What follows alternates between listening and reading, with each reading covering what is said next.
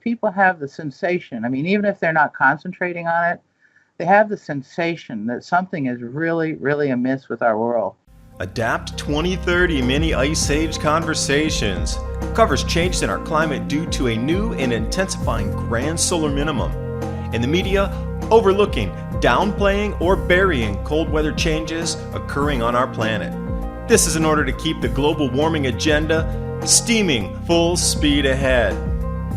I do this podcast and radio program because we need to begin conversations on how to adapt our food growing strategies long before 2030 as agricultural zones shift, affecting global crop output, but very few mainstream media outlets are talking about the most important issue of our time, cold weather crop losses. Our sun is going through a 400-year cycle, which has effects on our weather patterns as our magnetosphere weakens and the jet streams go out of flow. It's not CO2, it's not you, it's the sun. Are you ready to thrive in the grand solar minimum? Then join me for Mini Ice Age Conversations. I'm your host, David DuByne.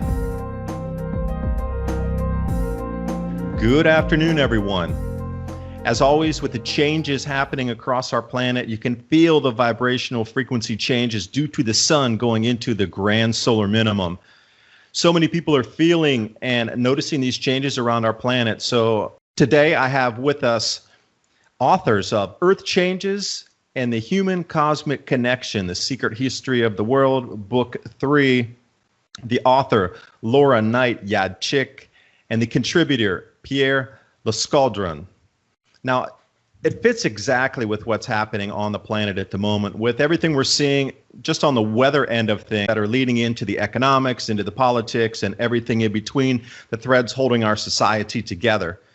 Jet stream meanderings, Gulf Stream slowdowns, hurricanes, earthquakes, volcanic eruptions, meteor fireballs, tornadoes, deluges, sinkholes, noctilucent clouds, and the list does go on. We have the extremes of the extreme happening now every single week, and every single storm now is a once in a 200 year, once in a 500 year event.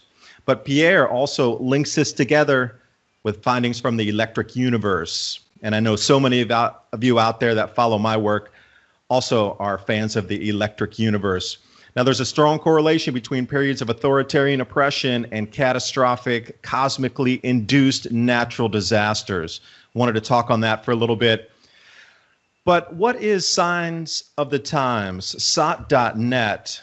Now, you've seen them before. They have a channel on YouTube, SOTT Media. I encourage you to go there because they a really well done monthly series of videos. Earth Changes Summary. It wraps up the extreme weather events that happened on the planet. And just last week, the new October 2018 Extreme Weather Planetary Upheaval Meteor and Fireballs edition is out. And again, you can find that on SOTT Media. SOTT.net is a leading news site with both original research articles and is a news aggregator revealing global trends that the mainstream media overlooks or downplays. The SOTT project includes analyzing news items that reflect quantum energies on our planet. And again, with the grand solar minimum and these vibrational frequency changes that we're all experiencing, it really explains the events that are happening in terms of government, society, economy, and you can just see how traditional structure is shifting across the planet. So Pierre and Laura, I thank you for joining me. The floor is open. I'm done talking at the moment. Please, I'll leave it open for you. Thank you very much for a very nice introduction. I would just want to say at the beginning that one of the things that SOTT began doing at its inception was keeping track of things, because we noticed that people forgot from one day to the next what was really going on. When political leaders would say one thing one day, then the next day they would say something completely different. People tended to forget. And it was back in, I think it was April or May of 2002 that I started it, just to keep track of the headlines. In a way, it was just aggregating and writing a commentary saying, look what he said on this occasion, and then now look what he's saying now. I mean, do you see the contradiction there? And then as time went on, it began to include more and more Earth changes type events, because I could see that these were happening in tandem with the global political events. And this episode's brought to you by TrueLeafMarket.com. Heirloom and organic seeds since 1974. Full range of garden seeds, microgreen seeds, sprouting seeds, wheatgrass, grain seeds, flower seeds, herb seeds, and ground cover crop. I encourage you to take a look at their website, TrueLeafMarket.com, and they even have free starter guides there for you to learn how to grow sprouts, microgreens, herbs, and wheatgrass. Use the link below and give yourself the gift of organic and heirloom seeds. This needs to be recorded. This needs to be correlated in some way, because it's too coincidental that the craziness in politics, the real absolute overt craziness, began and was followed not long by a dramatic increase in global earth changes type events. And that was something that I thought we needed to keep track of and comment on. And of course, then we began writing our own articles and stories and putting things together. And I was digging deeply into the historical research and finding lots of historical patterns. What we see happening now has happened before, and I just don't see a good outcome unless people really get a clue and change. And I don't think that that's even possible. We and other alternative news sites have been fighting a good fight for years now, and it just keeps getting crazier and crazier. So that's my little intro on the topic. And Pierre, would you like to throw anything in there? Because, the way our star is behaving and literally the current space that we're in the universe with the Birkeland currents and the field-aligned currents driving down our poles, just the magnetic field of our sun changing, affecting the magnetic field on our Earth. What do you feel about all this amplification that's happening at the moment?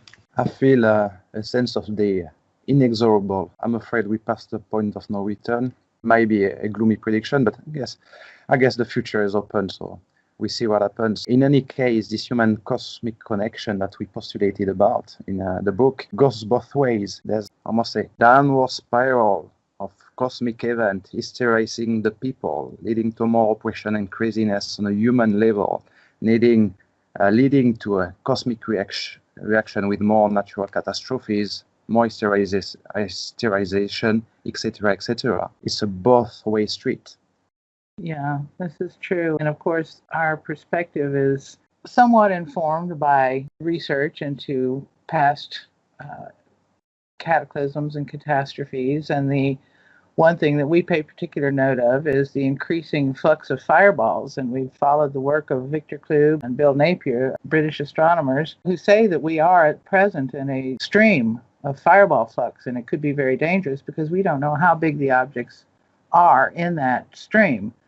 And we have here a chart showing the fireball events starting just in 2006. It doesn't even go back any further than that. And in 2006, there were just a few, and there were three reported. In 2007, there were 8.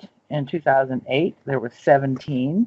2009, 13. 2010, 18. 2011, big jump, 63. 2012, 92. 2013, big jump, 172, more than doubled. 2014, 194. 2015, 242. 2016, 255. 2017, 280, and thus far in 2018 we have 258. But you see there's a little up and down thing. But basically we've gone in the last 12 years from 3 to almost 300. So it does seem that we're getting into a heavy, more dense area of cosmic debris that we're going to be transiting through. And when you look at, cyclical histories of our planet and the galactic cross and everything that has been referenced and mentioned through ancient religions, ancient cultures, ancient belief systems, it's all cyclical. And they know that we're going through this heavy, dense area of a really full neighborhood in space, if you will. And it's here right now again. I mean, the part of that you have on SOTT.net, the website Secret History, it takes you through a lot of just the political history as well. But digging back in, they're finding these one-offs, a 3,000-year-old mummy. Like, where'd we find that? Oh, by accident. A 16-year-old thousand this. Something is always showing that there was massive transition instantly that we're now just finding again. A lot of it's trying to be covered up, of course, but it's great that all these new things are being brought to the forefront. Velikovsky talks about the same thing. I don't know, how dense of a region do you think we're going into? I've heard many postulations of how thick this debris cloud and this debris field that we're going through is going to be ultimately.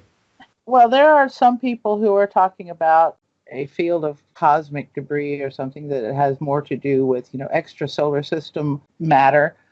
What Klube and Napier actually talk about is a giant comet that entered the solar system I think it was 20,000 years ago, and caused certain interactions because, of course, when a body like this, which is highly electrically charged, comes into the electrical solar system, it has a considerable effect both on the sun and the Earth and all the other planets. And it began to, as comets do, to disintegrate, to start shedding parts of it. And depending on where the Earth was in its interaction with the orbit of this body, which began to orbit within our solar system, it was no longer an extra solar system object. It was a solar system object. And that what they're talking about is a debris field that is the remnants of the destruction of this giant comet, which they say is the model for many of the ancient Greek myths and legends of, things that were going on in the sky, as well as Native American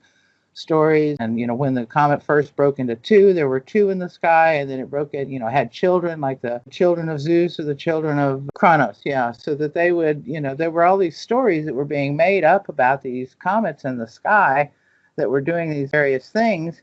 And so what they're talking about basically is an intrasolar system stream of debris that rotates around. And I think, correct me if I'm wrong, didn't he say it was orthogonal to the plane of the ecliptic? Or I'm pretty sure it was, that it was orthogonal. And it, depending on what parts of the stream, some parts of the stream are thicker and have more matter and more debris, and then other parts are thinner. And some of these meteor showers that we experience at periodic, fairly well scheduled periods during the year, such as the Torrid meteor stream. You have one at the end of October, early November. You have another one in late June.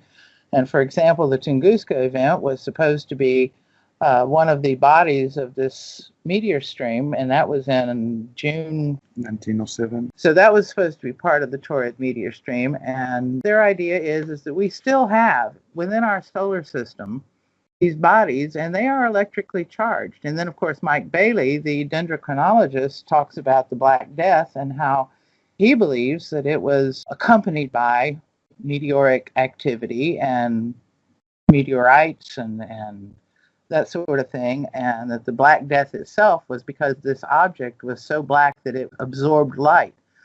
So he goes into a lot of detail about that, and it's all very interesting. And apparently the powers that be have done many cover-ups of this fact, because the basic thing, as Pierre wrote in his book, when it's obvious to people that the powers that be really aren't in charge and that there is something amiss in the cosmos, they begin to get agitated, and they, of course, they need somebody to blame, and the obvious person to blame is the people who are in charge, who then have to find another scapegoat to deflect the blame from themselves. So everything gets into a crazy situation. And in a sense, that's what we're seeing now, because people have the sensation. I mean, even if they're not concentrating on it, they have the sensation that something is really, really amiss with our world. And we do have climate change. It just isn't climate change the way the IPCC wants us to think it is, where global cooling is always preceded by global warming. Not necessarily just historical records, but ice core records and things like that. It shows that global warming is always a preceder of global cooling, ice ages, whether they are long 10,000-year ice ages or whether they're mini ice ages, such as we experienced during the colonial period of America. America was settled under extremely horrific circumstances. The people who came to settle the colonies were fairly desperate because they've been undergoing since about the 14th century extreme climate conditions, and there was famine, there was food shortages, there was war, there was ice, there was freezing, there was, basically just a really horrible situation, and people were dying from plague right and left because plague, again, always seems to accompany these famines that accompany cooling, which follows heating, because the Little Ice Age followed, of course, what they call the medieval warm period. Historically speaking, there is an extraordinary amount of precedent. There are amazing records, even going back to Roman times. If you look at Julius Obsequin's compilation of the records of unusual atmospheric events that were going on in Rome from several hundred BC until the time of Livy himself, you find that almost absolute descriptions of everything that's going on today. I mean, things in the sky, things, St. Elmo's fire everywhere, lightning bolts that were extraordinary, fire in the sky.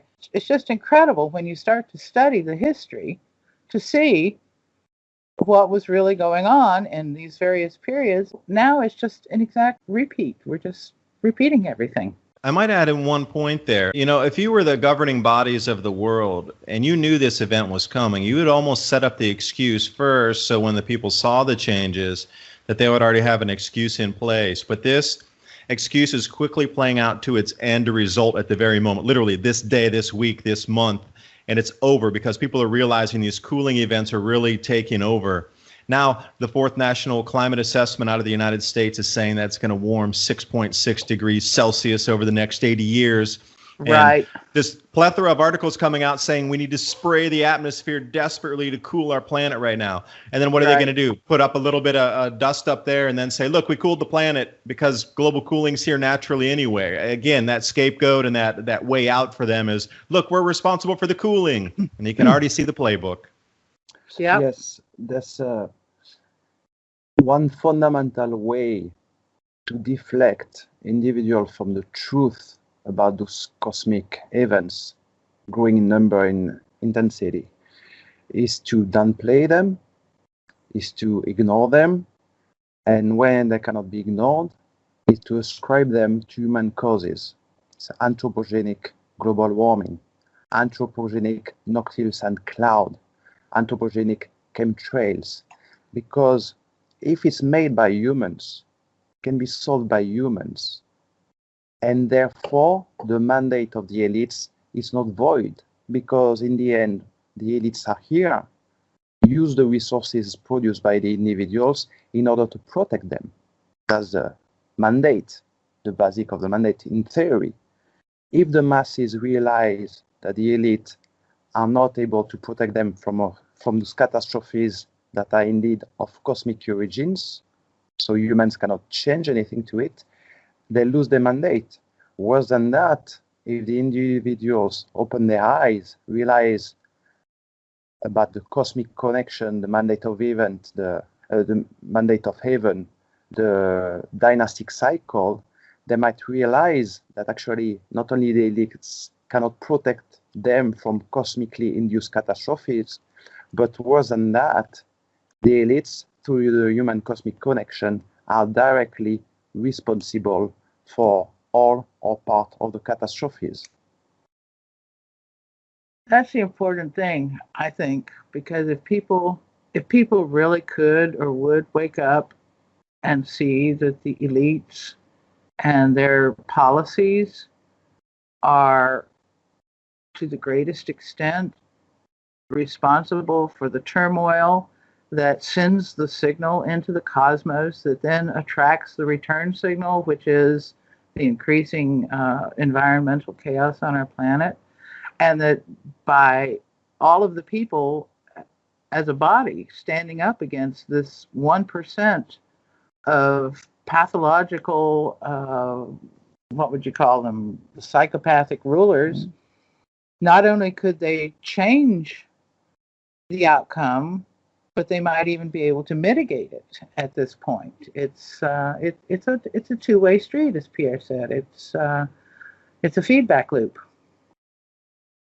And yeah, I agree with No, and I agree with that because sometimes when people ask me, what's happening, how bad is it going to get? I say, well, it could go in two directions, literally.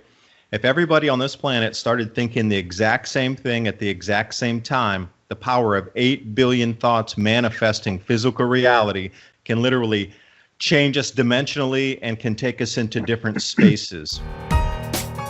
And since I have been talking about our need moving forward in this new society that we're entering as our global grain production starts to be reduced in yield, your food prices are going to skyrocket. And I mean skyrocket, not just doubling or tripling, something like 5 or 10 times higher by 2020 at the very least. TrueLeafMarket.com. I really want to talk about growing your own food, which will be a necessity moving forward. They've been around since 1974, heirloom and organic seeds.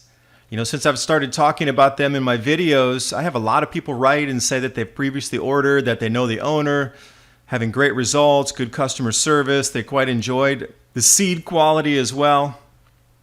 And there's so many ways that we can go about growing different types of vegetables that we're going to need. Microgreens are incredibly nutritious. They're super fast to grow. In less than a week, you can have something that you can eat. And we know the benefits of microgreens. All you have to do is use a search engine and look up vitamin, mineral, nutrient content of microgreens. You'll be shocked. Also sprouts. We can get those a little bit taller, a little more dense, a little bit larger volume on the vegetation mass coming off of there. So how do you know what kind of sprouts to grow? How about wheatgrass or herbs? What about different types of herbs that we can add to our foods? Now, what I just described to you, there's a full range of starter guides there at TrueLeafMarket.com for you to take a look at. Even if it's just for your own knowledge and you don't purchase something from them, at least get the information so you know how to grow microgreens, you know how to grow sprouts, you understand what some of the herbs are for. And not only that, they have wheatgrass and grain seeds. So when I'm talking about grain growing regions going offline, we just need to look back in history and see where across the planet there was difficulty growing grains when this grand solar minimum intensified and the jet stream started wandering just like they're doing today due to a decreased magnetosphere that does not hold our jet streams locked in their traditional flows. Grains are one thing, herb seeds are another, cover crops, something different, but whatever you do, organic seeds are going to be a necessity because you can save those seeds and then grow them the next season, which you unequivocally cannot do with GMO. TrueLeafMarket.com. Use the link below and give yourself the gift of organic and heirloom seeds. They keep us divided in so many ways, so our vibrational power does not unite into one conscious entity moving forward at the changes we want to see on this planet. I really firmly believe that. And then I say, then we could get stuck right back into, you got to think about these sociopathic power leaders. They're using us. You're being used as a battery for their vibration frequency they want to set on the planet to lock you into a prison, literally. The way they have programmed the entire mass of this planet through media, through education, through infighting between race division, economic division, and everything in between has just put, wedges between what could be a vibrationally succinct and unison body.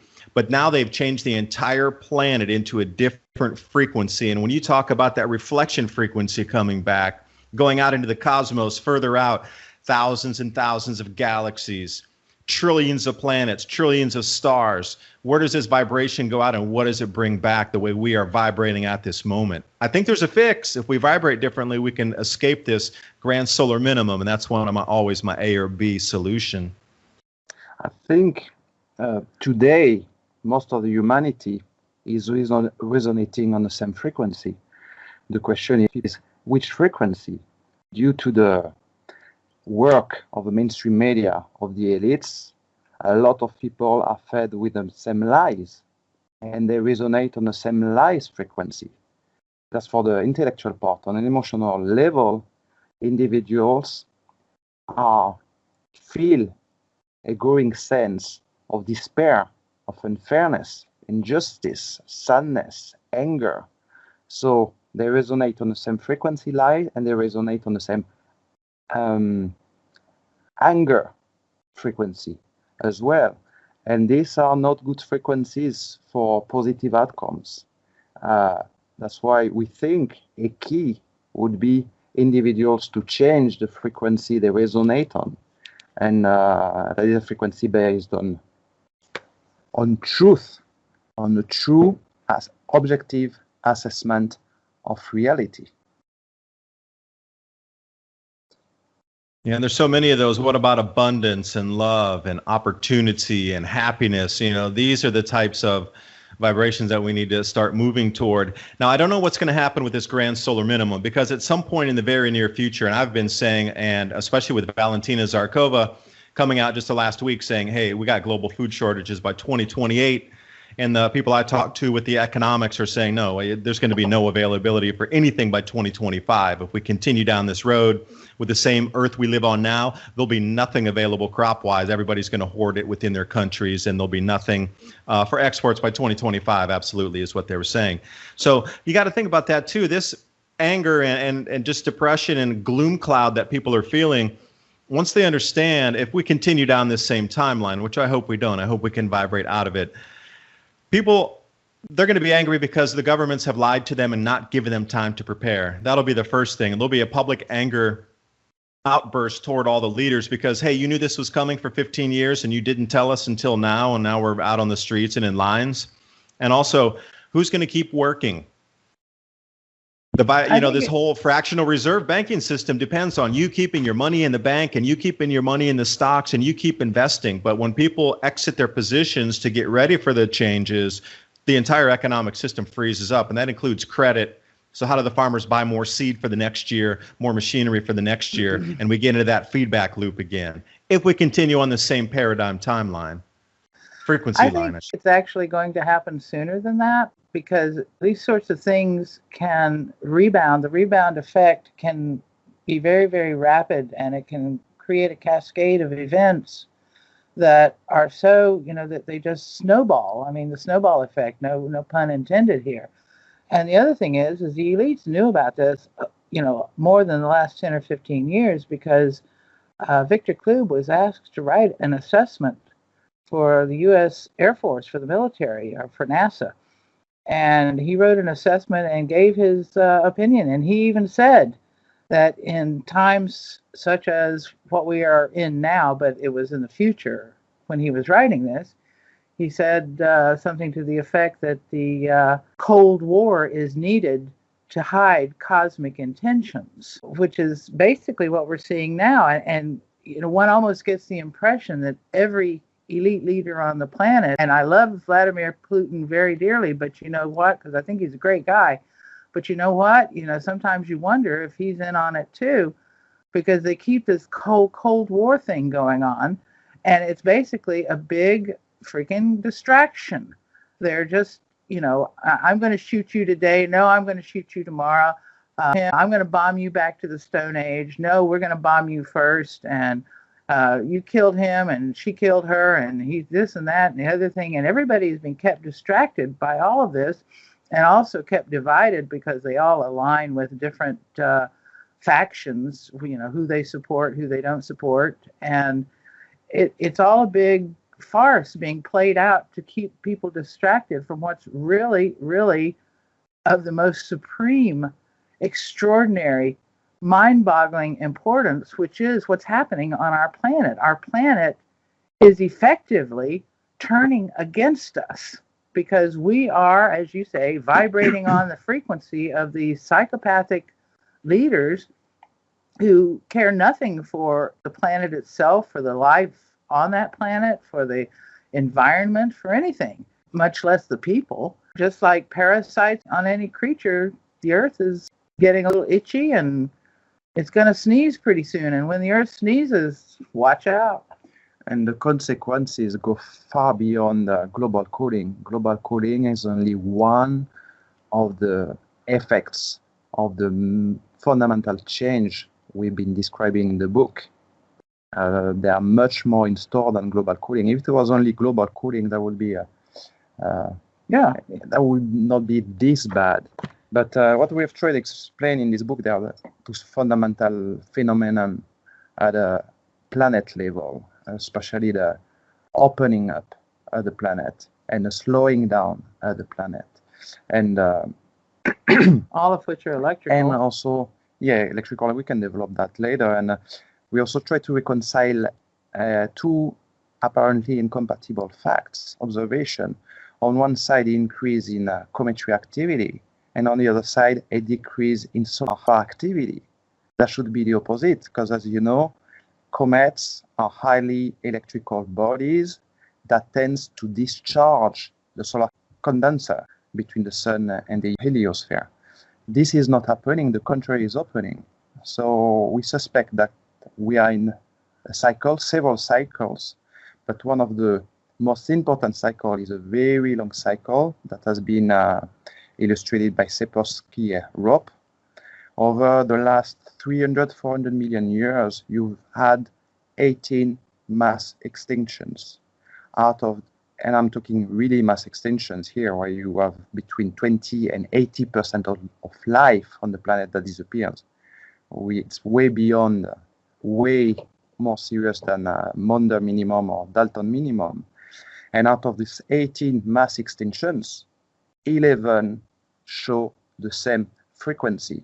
That happen every 27 million years.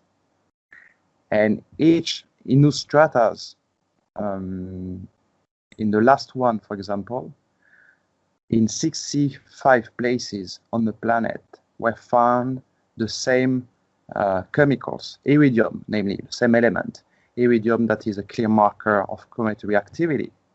It means that very probably every 27 million years, the same massive cometary bombardment impact the Earth.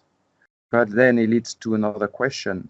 How can a cometary swarm be this stable and come back every 27 million years? It is not possible. Cometaries are too small, too unstable gravitationally, and the stars encountered the way are too strong. They would deviate, absorb the swarm.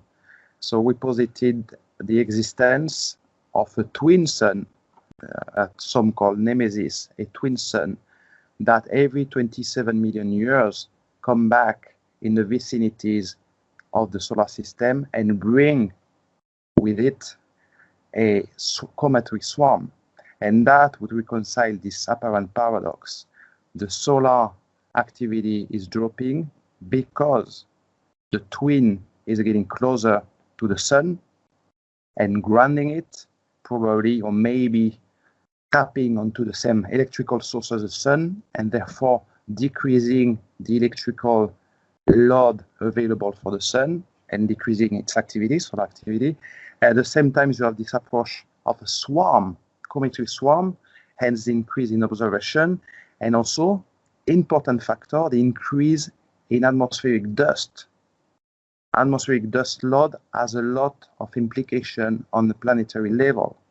A slowing down on the planet, an increase of the cloud coverage, and other factors we can develop. And it transmits electrical currents from different layers of the atmosphere. At the same time, we have the weakening of the magnetic field of the planet. We have the increase in volcanic activity. And all it would take would be a couple of volcanoes to blow in a really big way.